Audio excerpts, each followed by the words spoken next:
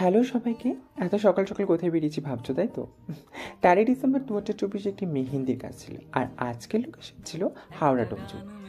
আমাকে আনতে আসার কথা হয়েছিল, তাই বাস থেকে নেমে প্রায় 1 ঘন্টা দাঁড়িয়ে থাকার পর আমাকে আনতে আসে।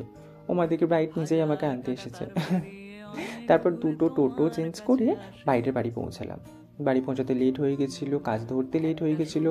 তারপরে কাজ ধরলাম, অনেক আড্ডা গল্প খাওয়া দাওয়া হলো। তবে ব্রাইডের কোনো রকম ডিমান্ড ছিল না, আমাকে বলেছিল তুমি যা পারবে তুমি তাই করবে। তারপর কাজ ধরলাম, কাজ করলাম। তো মাঝখানে একটা ডিমান্ড করেছিল যে দুটো হাতে যেন দুজনের নাম লিখে দিই আমি। তো সৌরভ আর বন্দনা দুজনে ভালোবাসার কথা শুনছিলাম, অনেক কাজ করছিলাম, কাজে মন লাগছিল। তো সামনের দিকটা পুরোপুরিভাবে কমপ্লিট করলাম।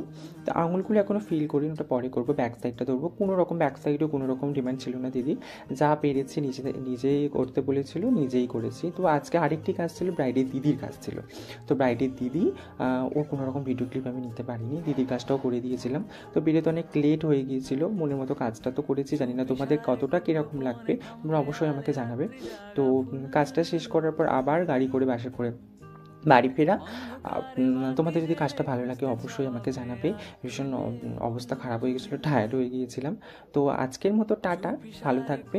আর যদি তোমার স্পেশাল ডেতে বুক করতে চাও